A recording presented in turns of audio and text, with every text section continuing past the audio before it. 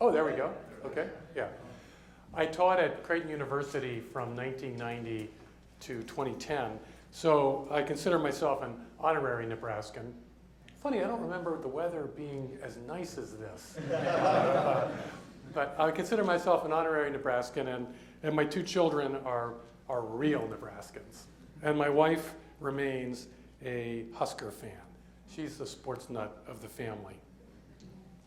Well, what I want to do today is I want to talk about the intellectual life and the role, the fundamental role of love as the virtue of love as the foundation and the dynamic force that animates a robust intellectual life. So I want to begin by really talking about, well, what is the intellectual life? And then I'll talk about what I see in the present day as impediments to realizing the full potential of the intellectual life, and then conclude by talking about the role of love. So, what does it mean to be an intellectual? Now, the word intellect has its source in the Latin word for understanding. So an intellectual seeks understanding. And that word, intellego, is the word, the Latin word. And lego is one of those verbs that has a kind of dense and multifaceted meaning. It means to choose, to select, to collect, to gather. It also means to read. And when you add inter to get the compound word interlego, which means between, we get a kind of compound meaning. Something along the lines of an intellectual is someone who can read between the lines, maybe is one way of thinking about it. Now this word translates the Greek word katanoesis, which literally means knowing across. So knowing between, reading between lines, knowing across things. So if you put these clues together, we come up, I think, with maybe a definition of the intellectual. He is someone who can see both the differences between things, choose which one is which, discern differences, and also see connections between things to sort of collect them in the right sort of way. So an intellectual can read, but not just books. An intellectual can read reality, seeing not just this feature or that feature, but seeing how reality can be taken together, how the world tells a story, maybe, or how reality expresses an idea, or as is the case in Christianity, how reality directs us towards a person, the person of Christ. So put simply, the goal of the intellectual life is to see things as they are. That's very important. If we don't see things as they are, how can we see rightly? But not just in themselves, but how they are together, not just as separate things. So the fullest kind of knowing knows across reality, sees reality as a whole. So I think we can kind of see this. We can use the analogy suggested by the connection to Lego and consider reading. We're always reading, really, I am now, and you're listening, across words. We're not reading individual words, although that's not quite accurate. Of course I'm reading individual words, but you are hearing them and thinking about them as they're connected together in relation to each other. So the point of my talk will be more than the sum of the individual meanings of the words. Taken together, the words tonight will say something, and knowing what they say requires in your mind some kind of synthesis. You have to hold them together to a certain extent. Now, to a certain degree, this comes naturally. To children learn how to speak in natural languages like English, and in all likelihood, our brains have evolved to see grammatical structures in sentences. And so we have a kind of native aptitude for intellectual synthesis. So the small child, see spot run, run spot run. Now, nobody needs to tell the child about the imperative mood, nor do we need to point out the shift between who is being addressed in those imperatives, see spot and then run spot. Even small children can follow the words. They can read between the lines, although maybe not so much when they're really small, although anyone who has adolescent children know that they actually learn very quickly how to read between the lines of what parents say, often to my, when I was raising my children, often to my irritation. They were able to get at, if I wasn't quite altogether clear, they could read between the lines. So, to be an intellectual, or to have an intellectual life, isn't really a function of how much one knows. Now, I've known a number of learned people whom I would not describe as intellectuals. They're extremely well-trained economists, perhaps, but they aren't really all that interested in the world taken as a whole. In fact, in my experience, most university professors are not intellectuals. I hope I'm not insulting anybody in the room, but they're not intellectuals. Almost all professors are satisfied with the goal of becoming more expert within their disciplines, which is a good thing to be. But it's not the same as trying to see things as a whole. Now, by contrast, I've known college freshmen whom I would call intellectuals, or at least aspiring intellectuals. They desire to get better and better at reading, and not just reading books, but reading reality taken as a whole. Their goal is understanding and not expertise. They want this katanoesis, this knowing across, and not just academic training. Now, of course, both expertise and academic training can help attain the goal of having an intellectual life, but they are not in themselves sufficient. The intellectual wants to see reality, and this means grasping things as they really are, not just in particular, but taken as a whole. So my sense of what the intellectual project is, to see things accurately as they are, not just in their particular instances, but taken as a whole. Now, if we think about it, to see reality would seem to be a simple project, right? Just open your eyes. That's all you need to do to see reality. But this is not true. It's more difficult to open our eyes than we often imagine. So I want to talk about two impediments that I see to seeing things as they are, to having an intellectual life. The first impediment has to do with our tendency to be me-centered. Now, I think we can all remember situations when our friends have adopted shockingly inaccurate views of reality. I had friends in college who were convinced of their mastery of the material that was going to be on the exam, only to do very poorly.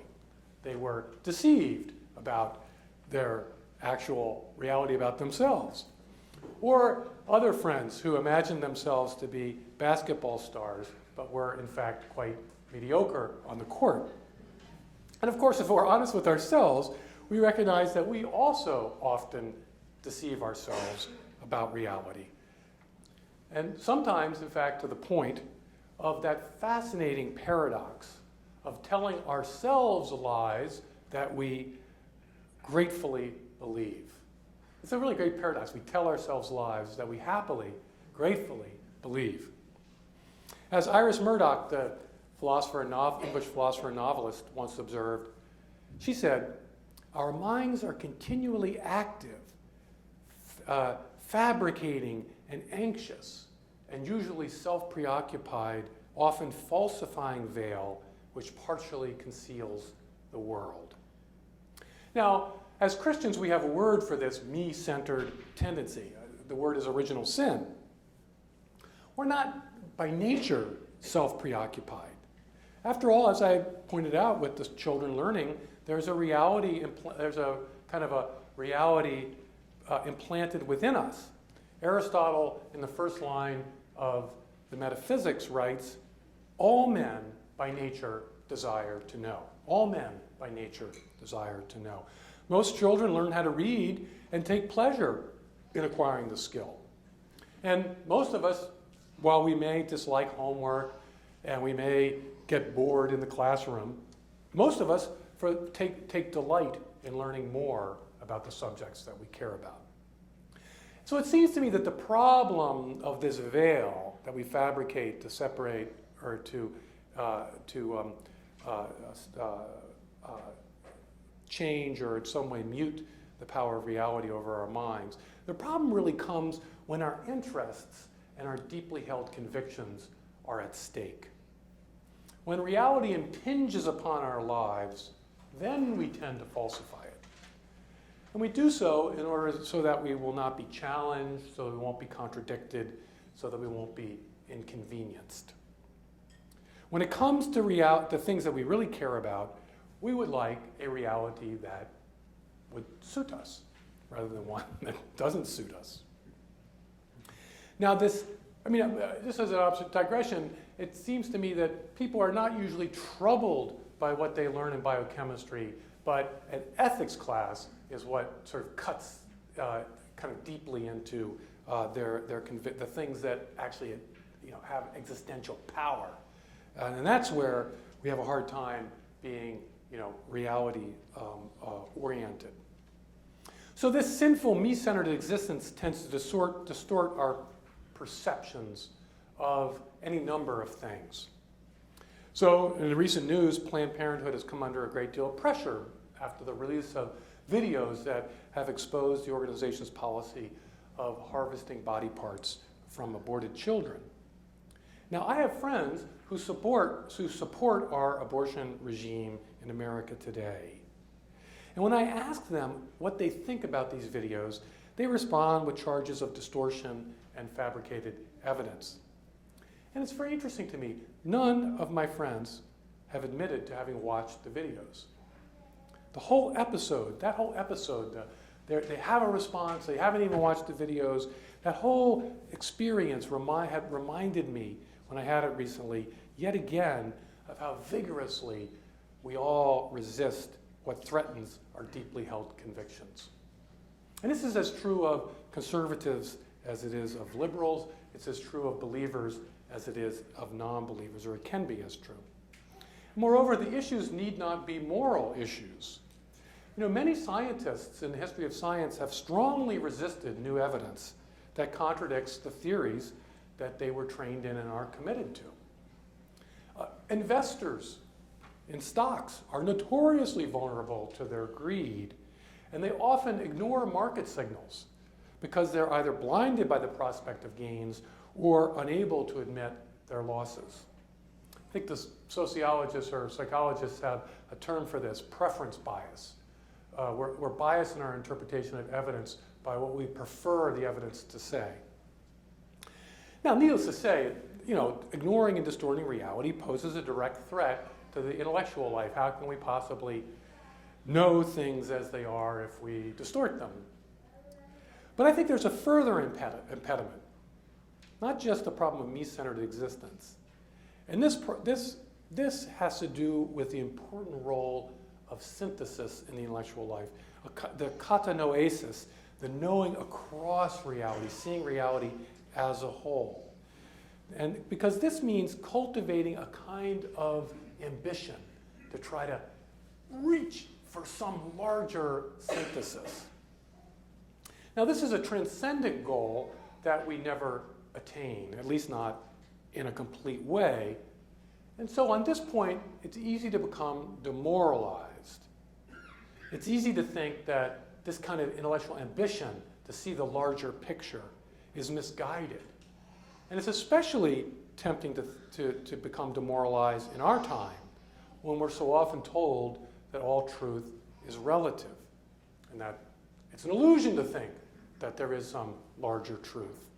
And so we slack off and we're satisfied with knowing this truth or that truth, but we do not seek this overall coherent picture of reality. We learn facts, but we do not push ourselves towards this larger grasp of things. We go for local knowledge, but we give up on something that has universal scope. Now, in his Regensburg address, Pope Benedict fondly recalled his years as a professor at that university. And the 20th century was not the 13th century. There was no overarching Christian consensus at the University of Regensburg when Ratzinger was a professor. And there was certainly no widespread acceptance of a Thomistic scholastic system that would lead all the faculty members to be in the same, come at things from the same point of view. Nevertheless, Benedict reported that in his day, the professors of the university felt a shared responsibility to address larger questions, to talk to each other about larger questions. And they discussed these larger questions across the disciplines. And they did so because they were motivated by an intellectual desire to give an account, however tentative, however partial, to give an account of reality taken as a whole. It's like the core element of the intellectual life. And now Benedict thought that this commitment to stretch our understanding, to encompass the whole of knowledge, was being lost, perhaps had been lost in Western culture. Today, a pessimism about reason's power seems to have taken hold. We're often taught to regard all large-scale efforts of understanding to be really mere ideologies, meta-narratives, as they're often called, and that these meta-narratives are masks for power. There are other theories that are presented out there. Or these and other things discourage us and deter us from pursuing this larger synthetic ambition. So, the me-centered existence, the loss of ambition, two impediments to the intellectual life. That we don't like the idea of truths that inconvenience us or threaten us, or at least threaten us in our current way of life. And it sure is hard, and why should we really try to bother seeing the large picture when our intellectual culture today, our academic culture today is whispering in our ear, there is no truth, there is no truth, there is no truth, or at least there is no larger truth. Now, it seems to me that the contemporary university, I don't know the scene here at the University of Nebraska, but my sense is, traveling around, that the contemporary university recognizes these threats to the intellectual life. It recognizes the threats of me-centered existence and the loss of ambition. Or at least it half recognizes them. There's a kind of sense that we got problems, Houston. The students we don't have the same vitality that we want. To a certain extent, calls for interdisciplinary or cross-disciplinary study reflect a desire to break out of the narrow constraints of academic disciplines. And that's the sense of, well, how can we spark an ambition for some larger synthesis? Well, we're going to have centers for interdisciplinary studies, centers for cross-disciplinary studies. And the hope is that here, if we break out of our areas of expertise, or if we force faculty out of their areas of expertise, this will spark creative thought and will stimulate some larger synthesis. So I think this question about ambition is an awareness. No, we need to get people out of their silos and get them to see something larger.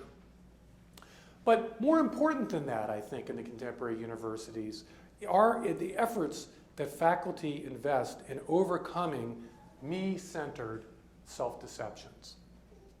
Now, in my experience, and so this is where I kind of focus, I think, of a lot of attention today in pedagogy, is overcoming the, somehow piercing the veil that Iris Murdoch says we fabricate for ourselves. And in my experience, nearly all professors at today's universities agree that students should be taught critical thinking. Now, this term sometimes means nothing more than clear thinking, and this is an ideal that's promoted by classes in logic, perhaps, or for that matter, in any class in which the professor requires attention to evidence, cogent arguments, and clarity of expression. But in my experience, critical thinking as a kind of buzzword, I guess that's buzz two words, has a more distinctive meaning. And it's one that's associated with an approach to education that has as its object to challenge our beliefs. Now, if this was a different kind of talk, I could get into things like deconstruction and post-structuralism and Marxist analysis and multiculturalism and any number of other isms. But it's not that kind of talk. Instead, I want to focus on the fact that in all those isms, the basic pedagogy, I think, is fairly easy to describe. You don't need to be up on all the isms to recognize the basic pedagogical goal of this approach. In these modes of education, the word critical is a synonym for instilling doubt, distance, and dislocation in the minds of students. Once familiar convictions are made to seem strange and alien and even repulsive. And the goal of this kind of critical thinking is for the student to really feel out of place. So if someone speaks of a white male perspective, or somebody uses the word heteronormativity, or somebody uses the word Eurocentrism, what he's trying to do is to force us to see ourselves, or somebody like me at least, from the outside, as it were, rather than from the inside. And the same goes for Marxist analysis of contemporary American society. And I think the days are long past when Marxism provided an actual alternative to capitalism. But academics still use this approach in order to encourage students to adopt this critical perspective. So before the class, perhaps, we took certain social and economic arrangements for granted. After the class, we were able to step outside of ourselves and see things at a distance, or at least that's the pedagogical goal. So it strikes me that's what critical means, instilling doubt, creating distance, and a feeling of dislocation. Now, in my experience, very few professors or university administrators buy into multiculturalist ideologies or other forms of academic radicalism. I really think it's just the number of true believers is very thin on the ground. But almost all of them accept its role in education. And many of them endorse those who are true believers. And I think we can understand why if we focus on the pedagogical ideal. Correctly aware of our kind of self-enclosed existence that walls us off from reality, that veil that Myris Murdoch was talking about, those who affirm multiculturalism are not affirming necessarily its kind of political correctness. What they are affirming is the disturbing and disorienting effects of students' exposure to these ways of thinking. As is the case with Marxism, they don't so much believe the positive preachments of these ideologies. But nearly all faculty at today's university and administrators think that students should be prodded, or maybe even more strongly driven, to take a view of reality that is different from their own. They want to force us out of our comfort zones.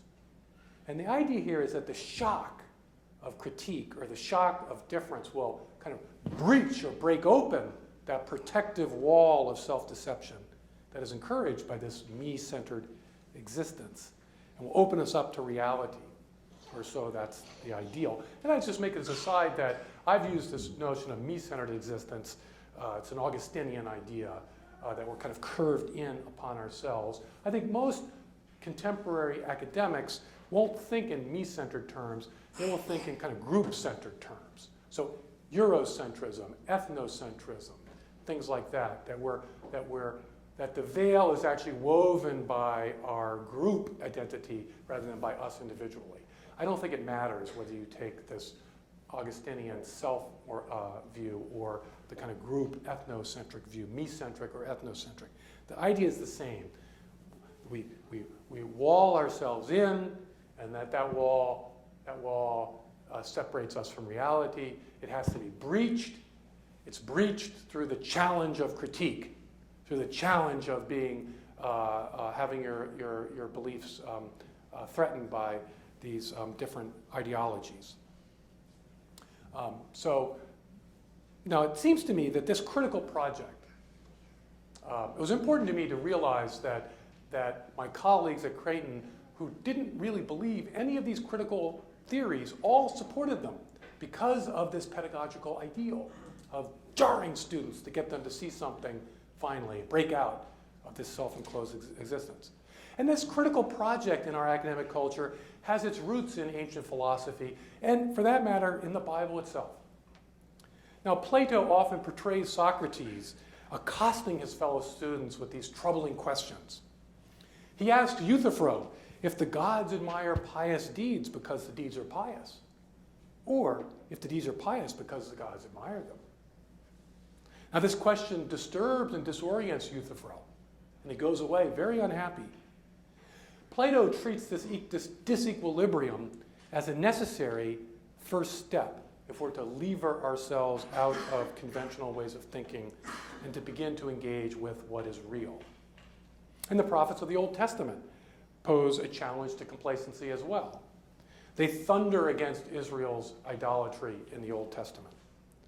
And their example, the example of the prophets, reminds us that what we take for granted, even what we take for granted about God, must be constantly purified by the words of God's judgment, God's words of judgment. And Jesus carries this tradition forward on the Sermon on the Mount, and even more dramatically on the cross. For it's with the folly of the cross, St. Paul tells us, it's with the folly of the cross that God has made into foolishness the wisdom of the world. So to enroll ourselves into Christ's army is to see life in a very strange way. The first shall be last. The last shall be first. This is very disorienting. Now, legitimate though it may be in many circumstances as a strategy for renewing the intellectual life, the pedagogy of critique, however, has significant limitations. Whereas I think that the goal of the pedagogy of critique is probably right, to break down the wall that separates us, that we fabricate to protect ourselves, so that something can get in and really actually be real. Something real can actually get in. Yes, this pedagogy of critique can drive a wedge between our minds and various convenient falsehoods. It's a good thing. But I want to think that it's got severe limitations, because the disenchanting work of critical analysis, it does attack our complacency, yes. But once the work of deconstruction is done, there's nothing to motivate us to move forward to something better.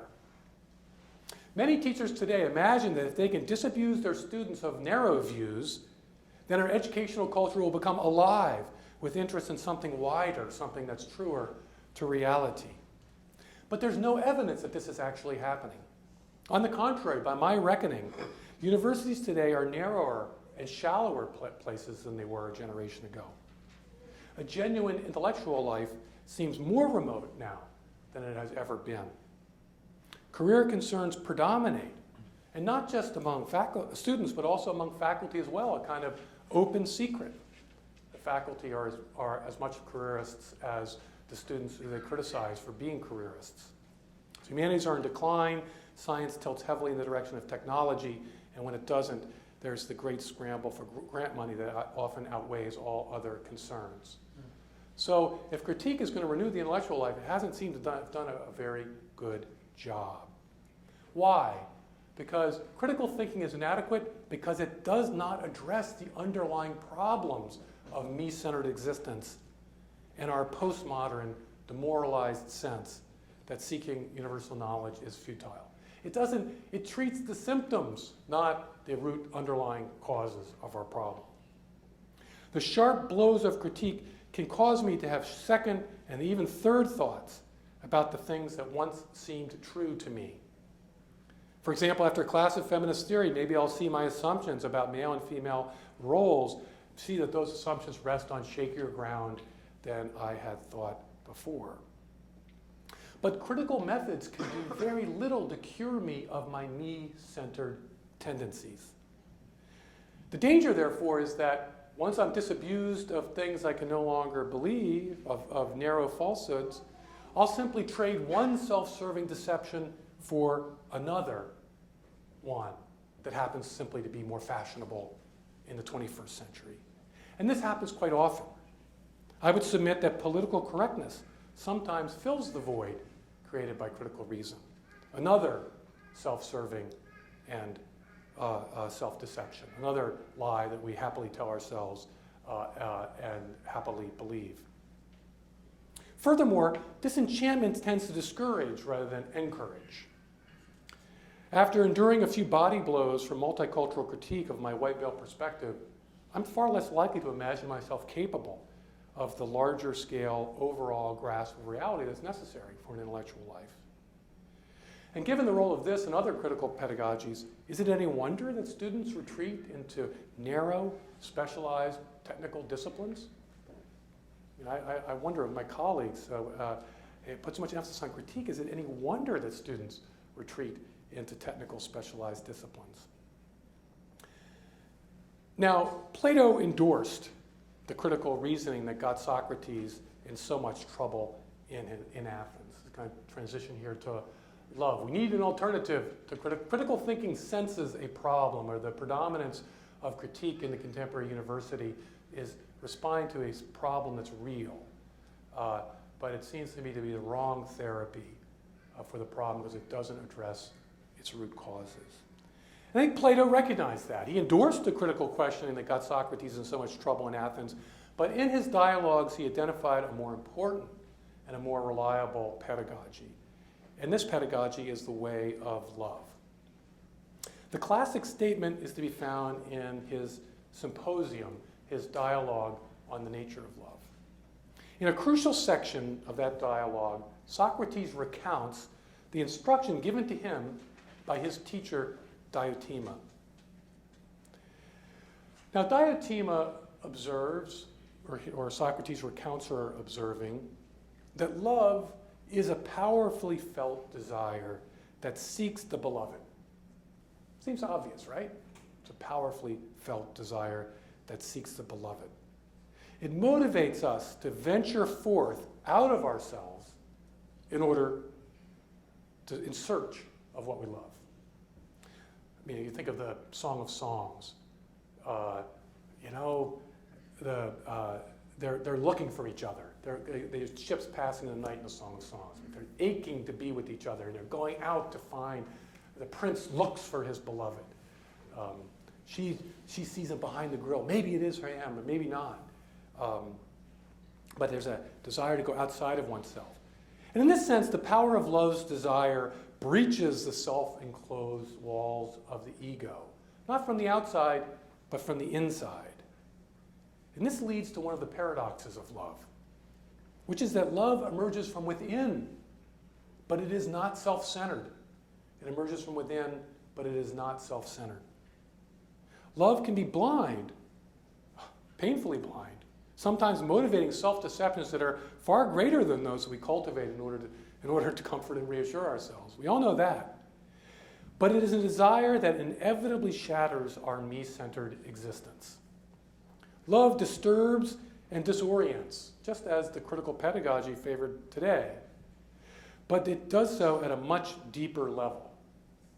Now, love may deceive us, but even when it does deceive us, it still teaches us a fundamental and an indispensable truth. And that is this, that I must go outside myself to find my heart's desire. Now, love's search for union with the beloved provides Plato with the basis for the intellectual life in the symposium and elsewhere in his dialogues. Love, the image he uses, love leads us up a ladder. And this is how the ladder is described by Diotima. He doesn't quite put it as explicitly as I'm going to, but I would say that she sees, and Plato sees, sexual desire, instinct itself, causing us to venture forth, seeking a beautiful body with which to unite ourselves. Now, this is a very powerful dynamic, as we all know. But it's not just about sex. As I go outside myself, this is Plato's description, I see the beauty of another person's soul shines more brightly than their bodily beauty, which after all fades with age.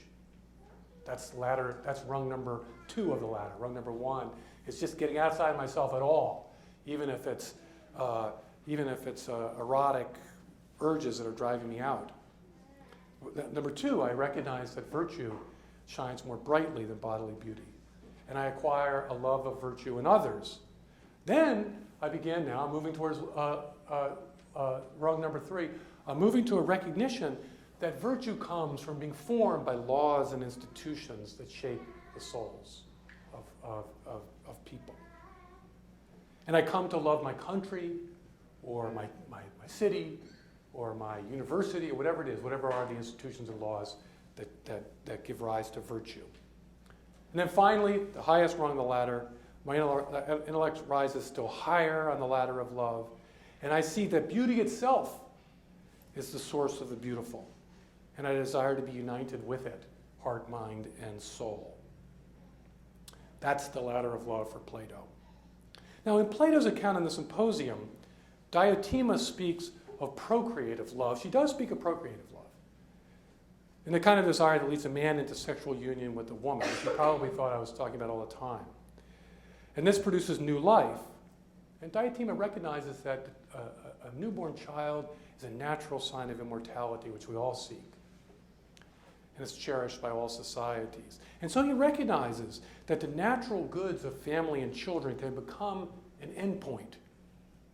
We can never get beyond the first rung on the ladder because, hey, if the natural sign of mortality can satisfy a desire of our soul to be clinging, to be united with that which is greater than ourselves, our children, that have a future beyond us. So we can become responsible adults. We can assume roles as husbands and wives, and fathers and mothers. This is why, Diotima's ladder, though, doesn't start there. It starts with an older man's love of the beauty of a young boy's body. So it's really homosexual love that she starts with, which is a sterile relationship. And I've meditated on this, and I think this is perhaps why Plato makes this kind of eroticism the first rung on the ladder of love. It lacks fecundity, and it doesn't produce anything. And therefore, there's nothing to satisfy our spiritual needs. And thus, the mind rises more easily to the next rung, and to the next rung, and to the next rung. That's my account of the ladder of love in Plato's. But the love reaches, it draws us out and up. Now, the biblical view of love is similar, but there are 2 important differences, it seems to me. In Genesis 2, God has pity on Adam's self-enclosed loneliness. Stewardship of the creatures does not satisfy his desire to go outside of himself in love. So he makes for Adam a helpmate in one of his ribs. And when the man awakens, he sighs an altogether passionate sigh. At last. She is bone of his bones, flesh of his flesh, but she is a she and not a he. Adam's desire, in a way that's not true for Plato, propels him across that great chasm that separates men from women. The Bible's very aware of the great chasm that separates men from women. So the biblical view of love is a more ambitious view than Plato's view of love, it seems to me. It wants to go farther. It drives us farther beyond ourselves. Furthermore, Genesis speaks of more than desire, longing, and love. Adam and Eve are joined together in an invocation of both sexual and matrimonial union at the end of Genesis 2. Love's desire not only carries us farther from ourselves than it does in Plato's account, it also achieves covenant permanence and an intrinsic fruitfulness. I can't really develop this here, but my sense is that the biblical vision is not so much up as it is for Plato, as it is forward, it seems to me. Or it's not getting above reality so much as a kind of intensification and deepening and making fruitful of the particular reality of the human condition. I think for Plato, it's to get above or outside the particular reality of the human condition. But that's another talk, just to throw that out there. Now, the book of Proverbs can be read as the biblical version of Plato's Symposium. I think it takes Genesis 2 and then uses it. Because it also provides a similar account of the ladder of love. Now, the opening chapters of the book of Proverbs are primarily an allegory, or exclusively an allegory. And then around, forgetting my chapters, maybe chapter 9, we shift to the actual Proverbs. But in the allegory, the men of the city are being seduced by loose women.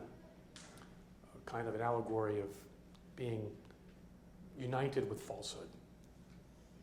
And Lady Wisdom comes onto the scene. And it's fascinating. Initially, Lady Wisdom, or at least the book of Proverbs, provides a critical pedagogy. She warns of the dangers that these women pose. But the strategy of disenchantment in the book of Proverbs doesn't work. The men remain seduced by the loose women. And so what does Lady Wisdom do? She embarks on a strategy of counter-seduction, not disenchantment. It's a kind of truer enchantment, not a disenchantment. She lays out a great banquet in her palace, and then she sends out her beautiful handmaidens into the streets to call the men of the city into her banquet. And so, in the book of Proverbs, the me-centered dead end of sin can only be overcome by love's greater power. You don't reason your way out of sin. You have to, if you will, love your way out of sin. So, and this draws them out of their wayward patterns. The Lady Wisdom's counter-seductions draws them out of their wayward patterns. And then, as they enter into her banquet, the men of the earthly city are carried up to a love of the heavenly city. I think that's the book of Proverbs is to the Bible what Plato's Symposium is to the ancient philosophy. Now, to sort of draw things to a close here, I want to apply this to the intellectual life more explicitly. The companion to love's seduction, Lady Wisdom's seduction, is the lover's devotion. It was many years ago when I read a little book by a French Dominican by the name of Sertelange. The Intellectual Life is the name of the book. It influenced me a great deal. It helped me see some of these important themes. And I recommend it to everyone as worth reading. And in that book, he emphasizes the role devotion plays in the intellectual life. Truth, he writes, truth visits only those who love her, who surrender to her. I've become more and more convinced of the truth of this statement. Love is the foundation of the life of the mind. Love supplicates, love entreats, love begs. Love instills in us an experience of poverty. Like Adam's longing, our loves make us aware, often painfully aware, of what we lack. In that sense, to fall in love accords with the wisdom of Socrates, the wisdom of knowing that you do not know, knowing that what you desire you do not have. So fundamental experiences of love is to recognize that what we want, what we desire, we do not have. So as our me-centered existence is shattered by love's demand, which is a demand that we go outside of ourselves, we're stripped of our convenient and reassuring fantasies. Love is the great enemy of the ego, for it teaches us an often painful lesson, which is that we cannot give ourselves rest. In that way, love opens us up to the world outside of ourselves, for only there can we find what we desire. In that sense, love opens the eyes of our heart, to use an image of St. Augustine's, and love allows us to see, because it breaks this wall from the inside. Now, love is active as well as receptive. So that says it breaks down love addresses that root problem, me-centered existence. But also it addresses a second problem, because love is active as well as receptive. Love motivates us to strenuous and sometimes heroic efforts to unite ourselves with those whom we love. The men of the city get up, and they follow the beautiful maidens into Lady Wisdom's house of knowledge. The poverty love creates, paradoxically, love's poverty does not drain us of energy. It does not leave us inert, as critique so often does. Instead, love strains forward, love ventures, love seeks, love risks. In that sense, love's surrender is the seed of ambition. For when we give ourselves over to love's desire, we're motivated, highly motivated to pursue that which we love, sometimes to the point of foolhardiness. Love drives us forward, which is precisely why Plato sees it as the foundation of intellectual discovery. So it seems to me that love, not critique, should be the emphasis for any teacher who wants to encourage an intellectual life in his students. A postmodern reading of Shakespeare may teach useful lessons about race, class, and gender. And these are human realities that we should reckon with. But it's very unlikely to inspire students. That inspiration requires the pedagogy of love, one that romances students and awakens in them a desire to read more and know more about Shakespeare, to enter more deeply into his art, and to unite themselves with his vision of the human condition. Now, Plato did not endorse the study of literature. In fact, in his ideal city, he had no place for the poets because they fabricate imagined worlds, which he thought was an impediment to engaging the real world. Instead, he wanted young people to be romanced by mathematics and music. And in his time, music meant a kind of mathematical discipline. Now, these disciplines give young people a taste of truth's timeless and universal power. And savoring its sweetness, thought Plato, they would desire more. The power of a proof in geometry excites our intellects and spurs us forward. And I should say that when I was young, I did relish my classes in math for reasons that Plato describes, actually. It's funny, when I read him as a college student, it was a moment of recognition. But over the years, I've come to believe that history, literature, and the arts provide a more promising foretaste of greater truths, for they train us to savor truth amidst the flux and flow of human affairs, which is, after all, where we are destined to live. Nevertheless, it's a family argument, because the dynamic remains the same. The intellectual life is based on the romance of truths discovered, not errors critiqued. Now, I believe we are living amidst a crisis of the intellectual life. In what used to be called humanistic study, critique dominates.